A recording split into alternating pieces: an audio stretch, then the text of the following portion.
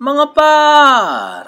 Napag-usapan nga natin last video ang 10 Months in the Making Arc Part 1 kung saan nakilala natin ang ating kabayan na si Antonio Guevara. Ngayon naman, pagkikwentuhan natin ang Part 2 ng storyang ito, ang bakbakan ng ating bida laban sa Filipino Featherweight Champion na si Guevara. Bumagsak si kabayan dahil sa isang matinding right overhand ni Ipo. Binanggit ni Fuji na yun nga ang resulta ng pagtitraining ni Ipo ng may weight sa ankle at wrist. Habang patuloy ang pag-cheer ng mga audience kay Ipo, nairita si Sento at gustong patahimikin ang mga ito dahil ginagaya lang daw siya ni Ipo sa pagtitraining gamit ang weights. Sabi nga ni Mashiba na sobrang nakakawindang ang pagkanakot ni Antonio. Nabilib naman si Miyata sa malahalimo na dashing speed nito at naniniwala siya na yun ang pundasyon sa new version ng Dempsey.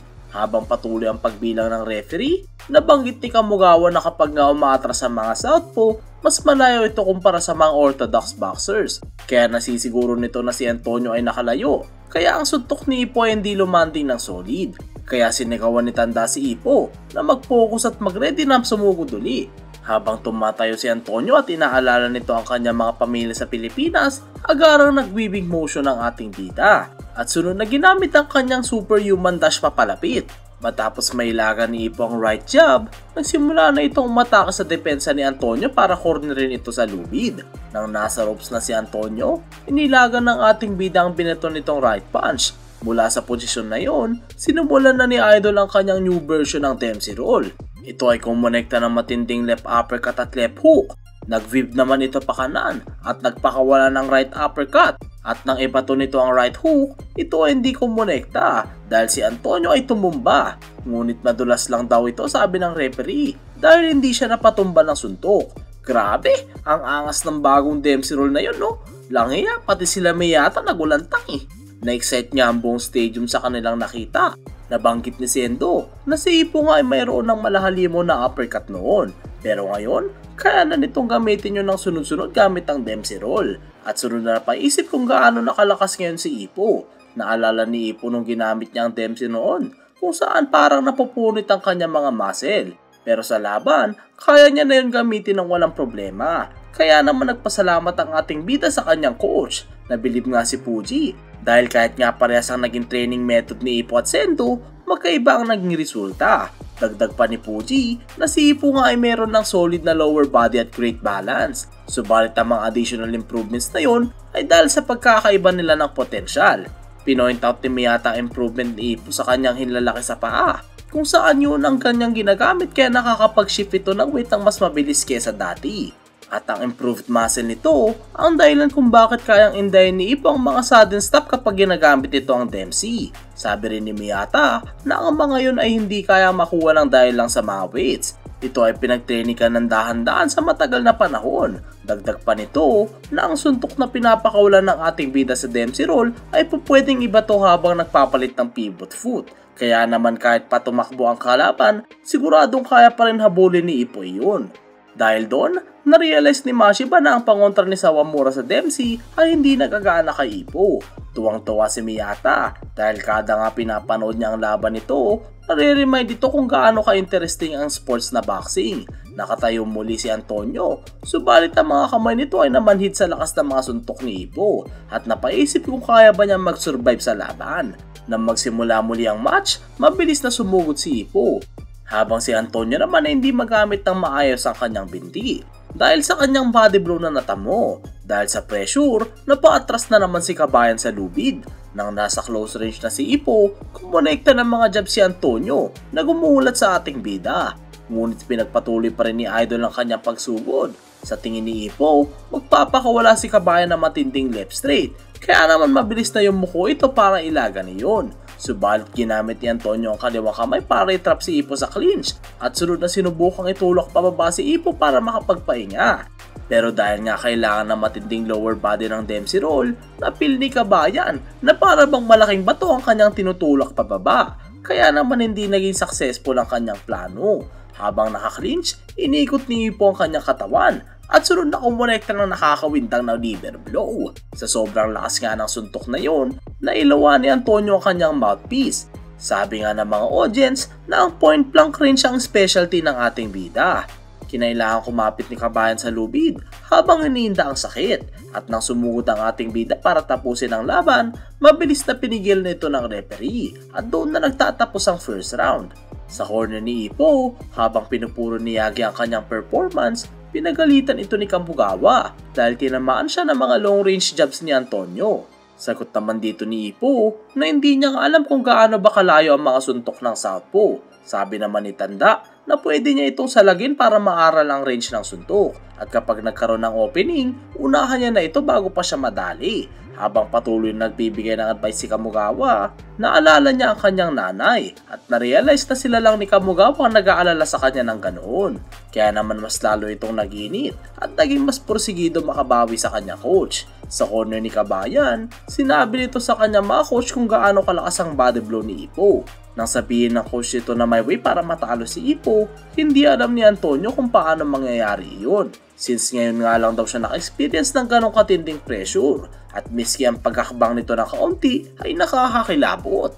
Sabi naman ng isa niya pang coach na tinanong nito si Gedo tungkol sa weakness ni Ippo. Sinabi ni Malcolm na effective nga ang mga long range punch laban kay Ippo. Ngunit bago pa ulit magtanong ang coach ni Antonio, sinabi ni Gedo na kailangan pa ng bayad para magbigay siya ng advice kung saan hindi naman iyon nagawa ng coach dahil wala nga siyang pera. Naniniwala naman si Antonio na kakailanganin niya mag-rely sa mga long jabs dahil iyon ang gumana noong first round. Magpo-focus itong dumistansya at maghintay ng perfect opportunity.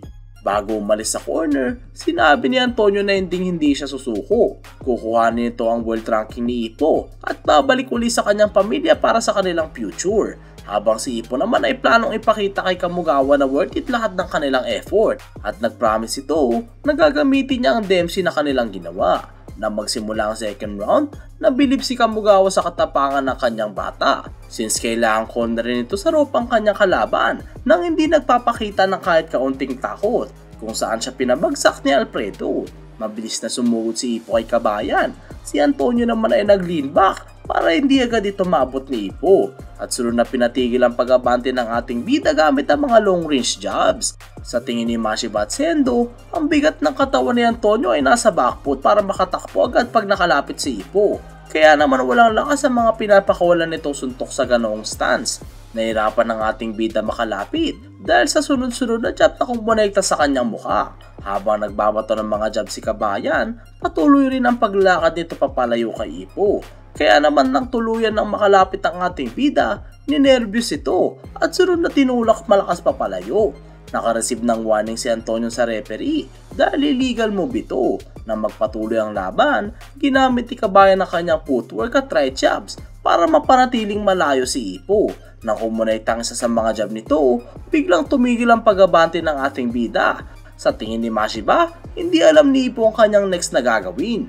Nabilib naman si Fuji na kahit nga na-caught off guard ni Guevara sa first round, nakabawi pa rin dito at naaral ang range shot strategy ni Ippo. At sunod na ginamit ang iba't ibang techniques laban sa mga orthodox boxers. Dagdag pa ni Fuji na malaking factor ang kakulangan ng experience ni Ippo laban sa southpaw boxers at nasisiguro nito na ang strategy nila Ippo para panalo ay gamitin ang momentum ng knockout noong first round.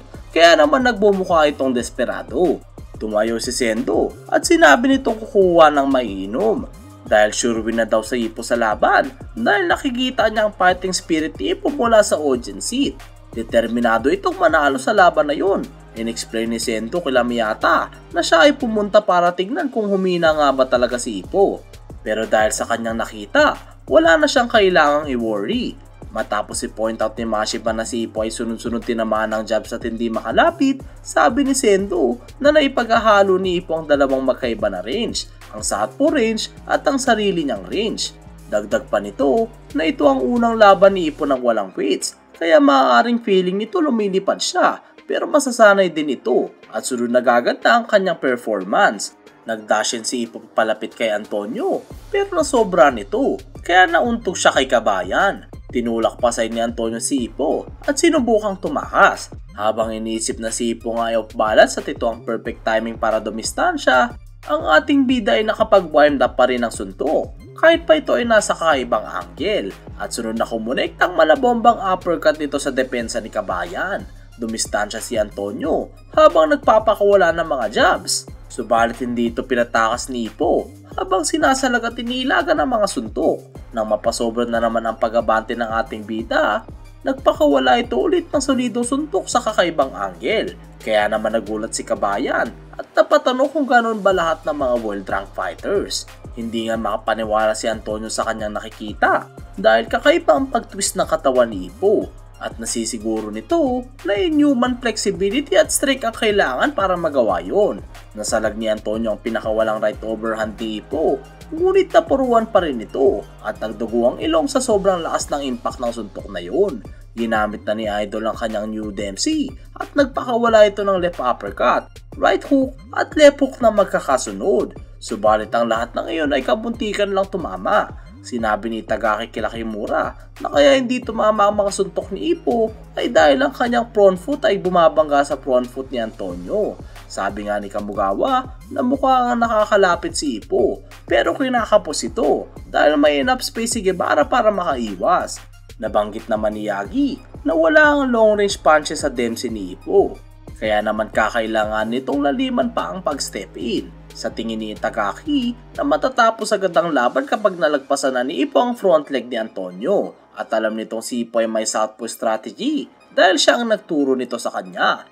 Kumonekta si Kabayan ng solid na right straight sa depensa ni Ippo na nagpatigil sa momentum nito. Sunod itong dumistansya at ginamit ang left and right combination para hindi makalapit si Ippo. Napansin nila Puji na nagpapakola ng mga heavy punches si Antonio. Naiintindihan naman ni Miyata ang feeling nito since outboxer siya at ito nga lang daw ang option kapag nako-corner ka na.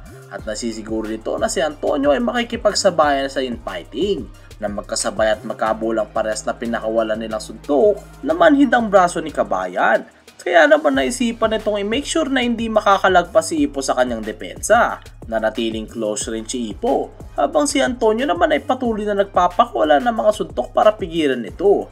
Subalit tila nakapako ang mga paa ni Ippo sa canvas at hindi ito napapauro kahit konti. Nang magbato ng right hook si Kabayan, nagkaroon na ng opening ang ating bida at nalagpasan na nito ang front foot ni Guevara. Sunod itong kumonekta ng nakakawindang na right overhand. Matapos yun, tumunog na ang bell para tapusin ang second round. Ngunit nagsimula na ang pagbibilang ng referee since nauna itong bumagsak bago tumunog ang bell. Sa neutral corner, na-realize nito na hindi niya pa nagagamit ang new Dempsey roll. Nakatayo si Guevara at nagulat ang lahat ng tao sa stadium na makita nilang gusto pa nitong lumaban. Pinapunta na ng referee sa kanya-kanyang corner ng dalawang boksingero. Sa corner ni Antonio, winarningan sila ng referee na kung may makita siyang hindi niya gusto, ititigil niya ang laban.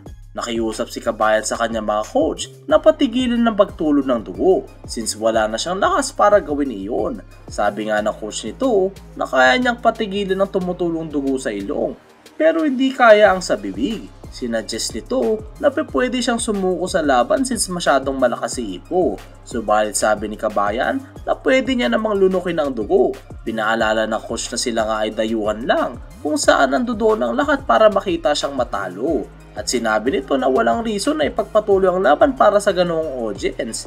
Pero hindi ito pinansin ni Guevara at sinabi niyang nakakahinga na siya ulit mula sa ilong. At gusto nitong umuwi sa Pilipinas ng taas noo. Nakiusap si Kabayan sa kanyang coach na sana siya ay payagan na ipagpatuloy ang laban kahit pa isang round na lang. Sa corner ni Ippo, habang humingi ito ng malalim, naisip nito na alam niya na kung paano makalapit. Pagkatapos nitong magmumog, nagulat sila Kamugawa nang tumura si Ippo ng dugo. Kaya naman na-realize ni Tanda na solido ang mga pinapakawalang suntok ni Antonio. At tinanong ang kanyang boksingero kung naaral na ba nito ang range ni Kabayan. Sabi ni Ippo na kapag nga malayo sa kanya si Guevara, akala niya na ilagan niya ang mga suntok at sunod na tinatamaan nito. Pero sabi niya na alam niya na ang gagawin para makalapit dito at mag-force ng malapitang palitan ng suntok. Pinayo ni Kamugawa dito na huwag magmadali at magkalat sa laban dahil baka naghihintay lang ng perfect timing si Antonio para kumounter. Dagdag pa nito na huwag magpabaya sa mga long range punch at laging mag-iwan ng depensa sa panga habang nagpapakawala ng mga suntok. Habang naglalakad si Ippo para sa third round, sinabi nito kay Kamugawa na panoorin siya dahil doon niya natatapusin ang laban. Naalala ni Kamugawa na yun din ang sinabi niya sa kanyang first comeback match matapos matalo kay AJ dati. Sabi naman nila Aoki na tapos na ang 2 rounds para makabalik sa dating rhythm, kaya't nasisiguro nila na paparating na ang new Dempsey role. Nang magsimula ang round 3, mabilis na sumugod papalapit si Ippo. Ngunit kumonekta si Kabayan ng solidong left jab at right hook. Nang mailagan ng ating bidang isa pang right hook, sunod ditong kumounter ng right straight sa katawan ni Antonio. Nag-clinch sandali si Kabayan at sinignalan ng referee na kaya niya pang lumaban. Subalit kumonekta ng malabombang liver blow si Ippo para kumawala dito. Muling nakahilag si Ippo sa right jab at sunod na sinubukang lagpasan ng front foot ni Antonio. Ngunit nagkabanggaan ang kanilang paa habang nag-i-step in, kaya naman gumulong sa canvas ang ating bida. Matapos sabihin ng referee na dulas lang ito, mabilis na tumayo si Ippo para ipagpatuloy ang laban. Nabanggit ni Mashiba na nagkakabul nga talaga ang mga paa ng mga orthodox at southpaw since nasa same side ito. Gusto nang ihagis ng coach ni Antonio ang towel since sa tingin nito hindi pa handa ang kanyang boksingero. Muling sumugod pa palapit si Ippo habang si Antonio naman ay sinusubukan itong pigilan gamit ang mga right jabs. Kumonekta ang left hook ni Ippo sa depensa ni Kabayan na naging sanhi sa pagdudugo ng bibig nito. Pero nilunok niya lang ito at sunod na kumonekta ng malakas na 1-2 na sumira ng depensa ni Ippo. Dahil nga wala ng oras para dumepensa, hinandaan na lang nito ang kanyang sarili para sa mga paparating na right jabs ni Antonio. Nang subukan muling lumapit ni Ippo, kumonekta ang mid-range jab ni Kabayan sa mukha. Mabilis namang bumawi si Idol at lumanding ang suntok nito sa depensa, kaya naman mas lalo pang nagtugo ang bibig ni Guevara. Ibabato na nga dapat ng coach ni Antonio ang towel, pero nakita nila ang fighting spirit ni Kabayan at patuloy pa rin itong lumalaban. Nagdashin pa palapit si Ippo habang naka-cross arm block at sinasalag nito lahat ng suntok ni Antonio hanggang sa makalapit.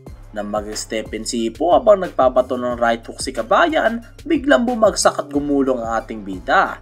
Akala nga namang audience, nagkabuhod na naman ang kanilang mga paa. Ngunit biglang sinimula ng referee ang bilang. Nang makatayo ulit si Idol, sinabi ni Kamugawa na dumaplis ang right hook na pinakawalan ni Antonio at yun nga ang nagpabagsak kay Ippo. At sa pagsignal ng referee na ituloy ang laban, agarang nagdashin ng ating bida habang sinasalad ang mga suntok ng naka-cross arm block. Habang napapatanong ito sa kanyang sarili kung ano nangyayari sa kanya, pinatalsik ni Ippo si Guevara sa corner na kumonekta ang solido nitong long right hook sa depensa. Sunod itong nagpakawala ng mga huge left and right combination habang iniisip nito na gusto niyang ipakita kay Kabugawa ang kanilang pinaghirapan na Dempsey roll. Pero bumagsak nga siya ng 2 beses at napatanong kung ano ang kanyang ginagawa. Sa waiting room, sabi nga ni Takamura na nawala na ng kontrol ang ating bida. Napaisip naman si Kamugawa kung ano ang nangyayari at bakit nagbabato ng mga barang-barang suntok si Ippo. Madaling nakakounter si Antonio dahil sa mga wide punches na pinapakawalan ni Ippo na naging sanhi sa pagkablangko nito. Nang makatakas si Kabayan sa corner, napatanong ang ating bida kung paano napunta sa likod ang kanyang kalaban. Hinabol ni Ippo ito ng mga long and wide swings na nagpatalsik kay Guevara. Matapos yun, mabilis na pumagitna ang referee at doon na nagtatapos ang 3rd round.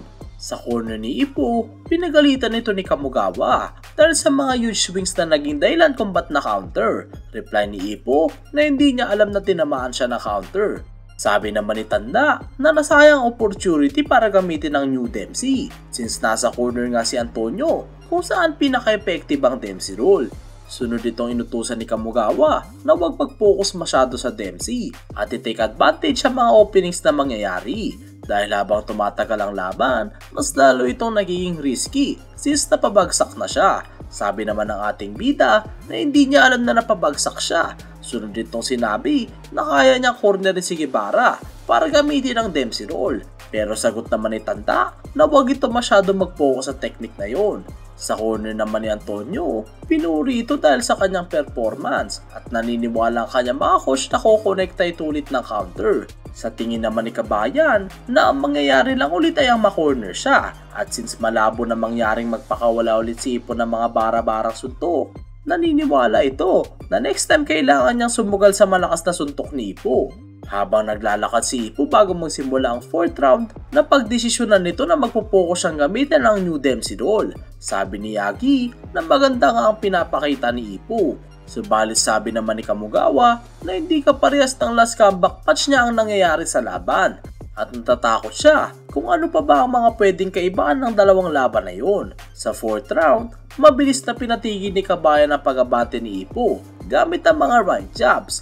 Sa tingin ni Mashiba, masyadong nagpo-focus si Ippo sa kanyang bagong Dempsey. Ever since natutunan niya ang teknik na yun, binase na nito ang kanyang style sa paghilag at iyon ang dahilan kung bakit ito nalulugi sa laban. Nabilib naman si Miyata kay Antonio since ang counter na binato nito sa corner noong 3rd round ay may timing at tapang. Ginamit ni Ippo ang cross arm block habang sumusugod pa palapit kay Antonio. Nakita nito ang paparating na left jab at plano nitong ilagan iyon. Nang yumuko si Ippo at nag-step in, nagkatamaan na naman ang kanilang mga paa at sunod na nagtabo ng left hook sa sintido. Malakas na bumagsak si Ippo at ito ay nauntog sa canvas na naging sanhi kung bakit ito nawalan ng malay. Nahirapang makatayo ang ating bida at nang makatayo ito ulit, determinado itong gamitin ang kanyang Dempsey roll para ipakita kay Kamugawa bilang pasasalamat. Sinek ng referee si Ippo at ito ay walang ibang sinabi kundi ko-cornerin niya si Antonio. Hirap na hirap nang tumayo ng diretso ang ating idol at naimasmasan lang ang ating bida ng sigawan nito ni Kamugawa. Nang makatayo ulit ng diretso si Ippo at bumalik sa kanyang fighting pose, tinuloy na muli ng referee ang matinding laban.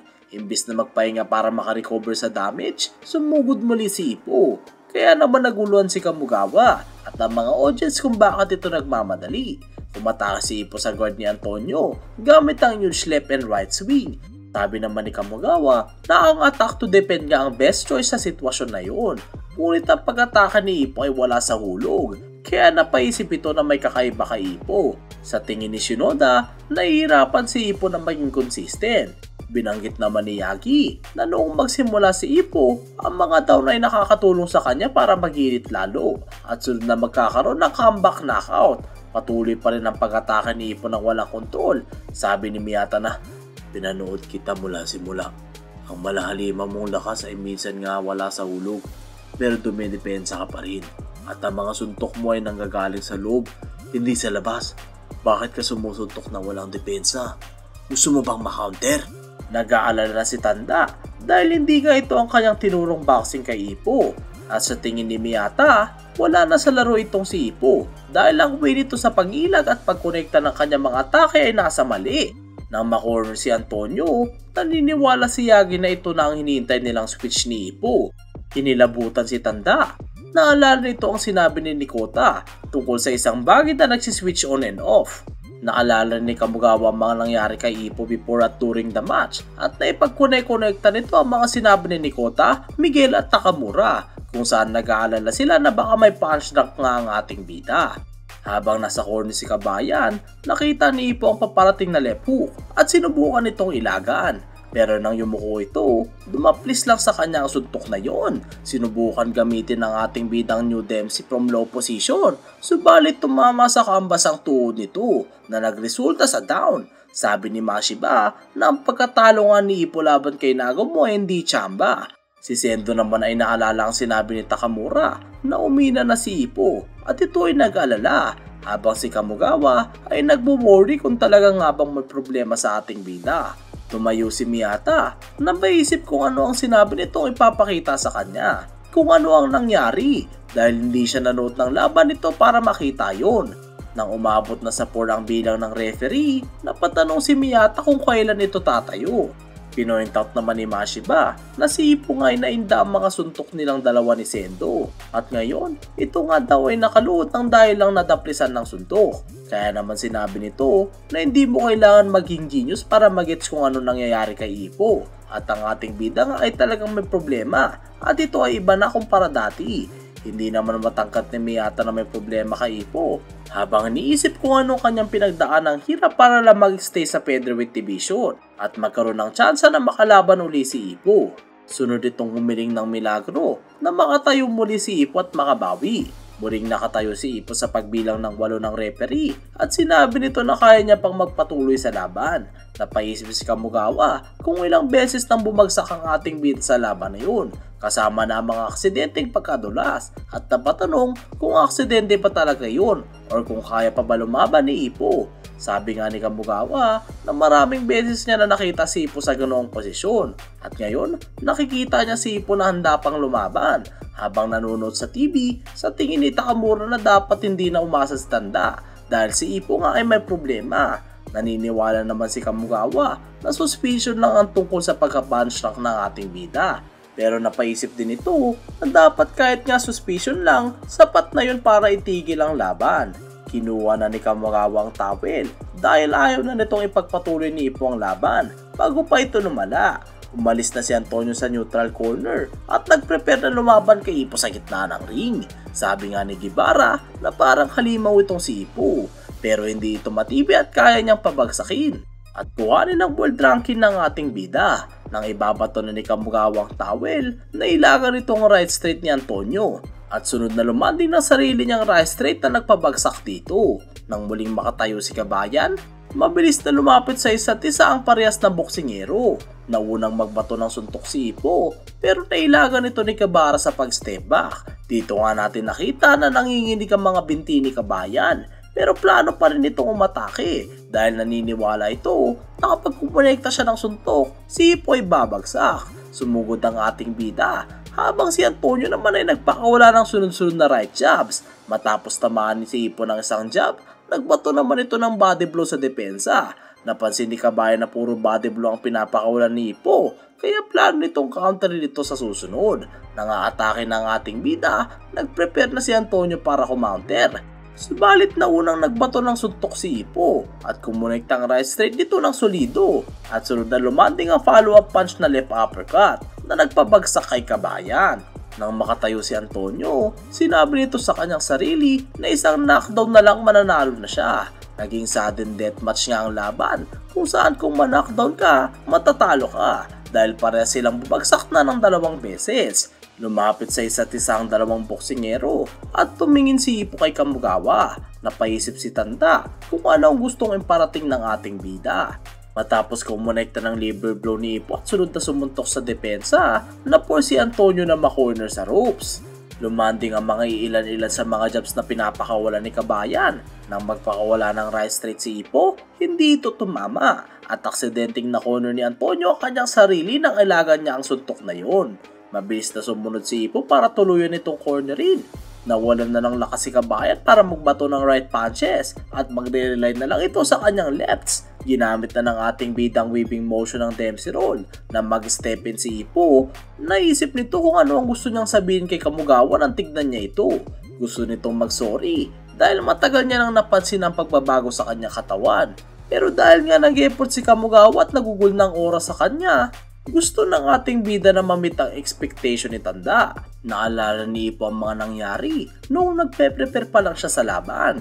Masaya ito nang makagawa siya ng mga bagong bagay at akala nito babalik sa dati ang lahat kapag nagsimula na ang laban. Ngunit pinsan nakala niya na ilagan niya na ang suntok, pero in reality, kumonekta pala ng malinis iyon sa kanya. Minsan naman, akala niya lumanding ang kanyang suntok. Pero ang totoo, nailagan niyon. At sa match daw na yon, may mga parts na hindi niya na maalala. Naniniwala si Ippo na after noon, sa tingin niya hindi niya na kaya magpatuloy. Pero hiling nito, napanoorin ni Kamugawa ang paggamit niya ng Dempsey roll na kanilang ginawa. Sabi ni Ippo na gusto nga niya sana mag-stay sa tabi ni Kamugawa at ipagpatuloy ang kanyang career hanggang sa uli. Nang magbato si Ippo ng suntok habang sinasabi na panoorin sana siya ni Kamugawa, na unang kumonekta ang left straight counter ni Antonio na nagpatalsik sa ulo ng ating bida.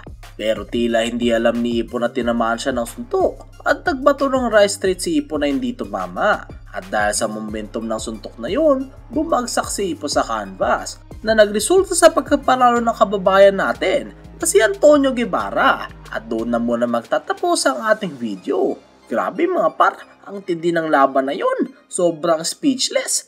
Langiya, sa uli, inamin na rin sa sarili ni Ippo na may nagbago sa kanya, no? Ewan ko ba? Abang-abang na lang mga par para sa next video. Kaya huwag kalimutan mag-like, subscribe, at pindutin mo na rin ang bell button para lagi kang updated. Ako nga pala uli si Yawa Senpai. Hanggang sa muli mga par!